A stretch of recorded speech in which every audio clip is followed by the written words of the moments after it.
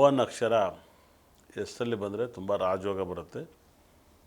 ಯಾರಿಗೆಲ್ಲ ಬರಬೇಕು ಈ ಓ ಅಕ್ಷರ ಅಂದರೆ ತುಂಬ ಇಂಪ್ರೂವ್ಮೆಂಟ್ ಆಗೋಂಥವ್ರಿಗೆ. ಮೊದಲನೇದಾಗಿ 10ನೇ ತಾರೀಕಲ್ಲಿ ಹುಟ್ಟಿದವ್ರಿಗೆ ಓನ್ ಅಕ್ಷರ ಎಸ್ಸಲ್ಲಿ ಬರಲೇಬೇಕು. ಹೆಸರಲ್ಲಿ ಓನ್ ಅಕ್ಷರ ಅವ್ರಿಗೆ ಇಂಗ್ಲೀಷ್ ಲೆಟ್ರ್ ಓ ಇರಲೇಬೇಕು. ಅದೇ ಥರ 20ನೇ ತಾರೀಕಲ್ಲಿ ಹುಟ್ಟೋಂಥವ್ರಿಗೂ ಕೂಡ ಓನ್ ಅಕ್ಷರ ಇರಲೇಬೇಕು. ಅದೇ ಥರ 30ನೇ ತಾರೀಕು ಹುಟ್ಟಿದವ್ರಿಗೂ ಕೂಡ ಓನ್ ಅಕ್ಷರ ಇರಲೇಬೇಕು. ಅದೇ ಥರ 1ನೇ ತಾರೀಕು ಹುಟ್ಟಿದವ್ರಿಗೂ ಕೂಡ ಓನ್ ಅಕ್ಷರ ಇರಬೇಕು.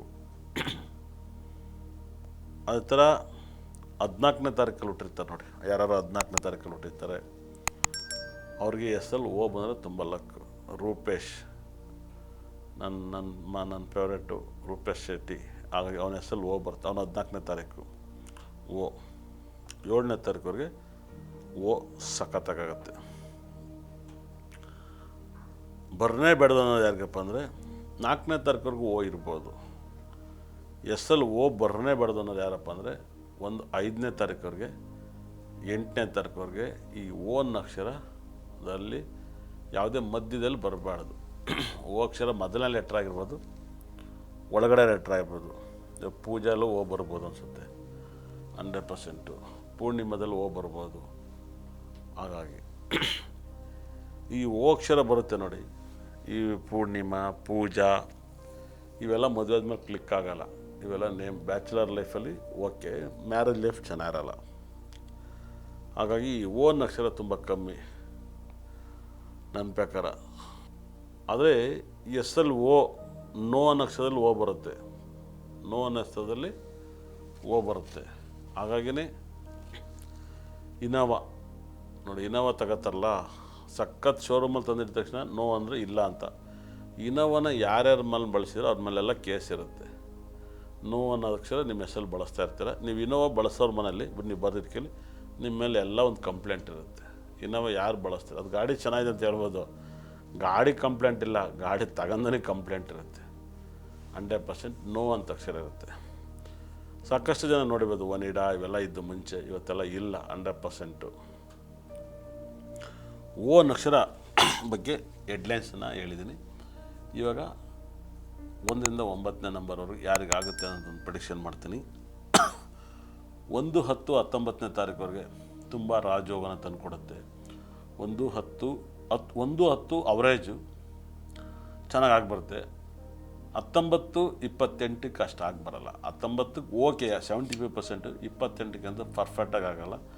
28ನೇ ತಾರೀಕಲ್ಲಿ ಹುಡ್ತಂದವ್ರಿಗೆ ಎಸ್ಸಲ್ಲಿ ಓ ಅಕ್ಷರ ಬಂದರೆ ತುಂಬ ಪ್ರಾಬ್ಲಮ್ ಸಿಗಾಕಿತ್ತು. ಅದು ಫಸ್ಟೇ ಬರ್ಬೋದು, ಮಧ್ಯದಲ್ಲಿ ಬರುತ್ತೆ. 99% ಮಧ್ಯದಲ್ಲಿ ಬರುತ್ತೆ. ಯಾವುದೇ ಎಸ್ಸಲ್ಲಿ ಓ ಬರುತ್ತೆ, ಅವ್ರಿಗೆ ಒಂದಲ್ಲ ಒಂದು ಸಮಸ್ಯೆನ ಕೊಟ್ಟೇ ಕೊಡುತ್ತೆ ಅವ್ರ ಲೈಫಲ್ಲಿ.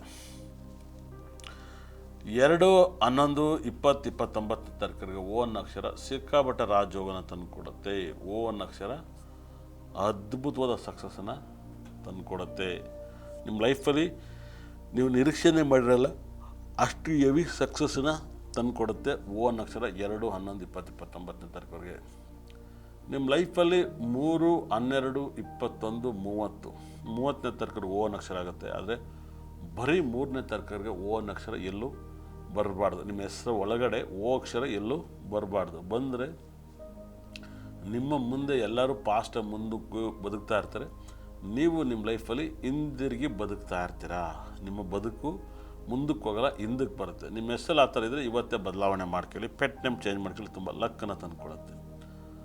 4-13-22-31 ತುಂಬ ರಾಜಯೋಗನ ತಂದುಕೊಡುತ್ತೆ ನಿಮ್ಮ ಲೈಫಲ್ಲಿ. ನೀವು ಬರೆದಿಟ್ಕೊಳ್ಳಿ, ತುಂಬ ಇಂಪ್ರೂವ್ಮೆಂಟ್ ಆಗ್ತೀರಾ. ನಿಮ್ಮ ಲೈಫಲ್ಲಿ ಎಲ್ಲ ಥರದ್ದು ಅಷ್ಟೈಶ್ವರ್ಯನೂ ಕೂಡ ಕೊಡುತ್ತೆ ಓ ಅಕ್ಷರ ಇದ್ದರೆ. 5ನೇ ತಾರೀಕರಿಗೆ ಓ ಅಕ್ಷರ ಬಂದರೆ ನಿಮ್ಮ ಲೈಫಲ್ಲಿ ತುಂಬ ಪ್ರಾಬ್ಲಮಲ್ಲಿ ಸಿಗಾಕಿರ್ತೀರ. ಈ ಲವ್ವಲ್ಲಿ ಬರುತ್ತೆ ಅನ್ನಿಸ್ತದೆ ಓ ಅನ್ನೋ ಅಕ್ಷರ. ಏನು ಸರ್, ಲವ್ವಲ್ಲಿ ಬರುತ್ತೆ.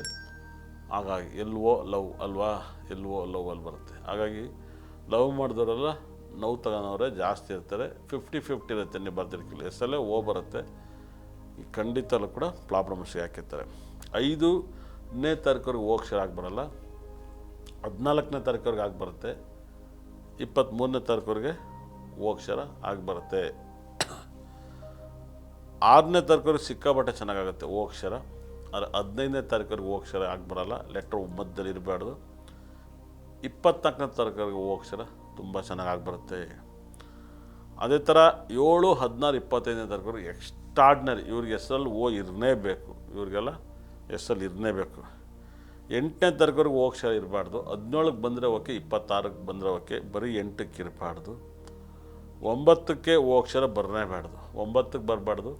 18ನೇ ತಾರೀಕುವರೆಗೆ ಓ ಅಕ್ಷರ ಬರಬಾರ್ದು. 27ನೇ ತಾರೀಕುವರೆಗೆ ಓ ಅಕ್ಷರ ಬಂದರೆ ತುಂಬ ತುಂಬ ತುಂಬ ಇಂಪ್ರೂವ್ಮೆಂಟ್ ಆಗ್ತಾರೆ.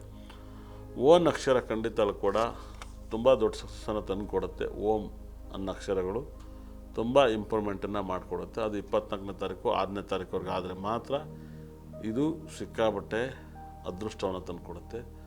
ಓಂ ಬಗ್ಗೆ ನಾನು ಓ ಅಕ್ಷರದ ಬಗ್ಗೆ ಸಾಕಷ್ಟು ಹೇಳಿದ್ದೀನಿ. ನಮ್ಮ ಇಂಡಿಯನ್ಸ್ ಎಲ್ಲರೂ ಕೂಡ ಓಂ ಅಂತ ಇರ್ತಾರೆ. ನಾನು ಬಿಗ್ ಬಾಸಲ್ಲಿ ಕೂತಿದ್ದೆ, 24 hours ಇವನು ಯಾರು ರಾಕೇಶ್, ಅವನು ಯಾವಾಗಲೂ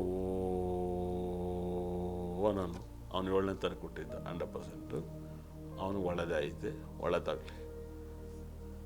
ಇಷ್ಟ ತನಕ ನೋಡಿದವ್ರಿಗೆ ಈ ಕಾರ್ಯಕ್ರಮ ನಂಬರ್ ಅಂದರೆ ನಾನು ಅಂದರೆ ನಂಬರ್ಸ್ ಹೇಳ್ತೀನಂತ ಆಗುತ್ತೆ ಅಂತ ಹೇಳ್ತೀನಿ. ನೋಡಿದವ್ರಿಗೆ ನನ್ನ ಬ್ರಹ್ಮ, ನನ್ನ ಭದ್ರಕಾಳಿ 9 ನವರುಗಳು ಸಕಲ ಸಂಪತ್ತು ಐಶ್ವರ್ಯ ಕೊಡಲಿ. Wait plus Karnataka.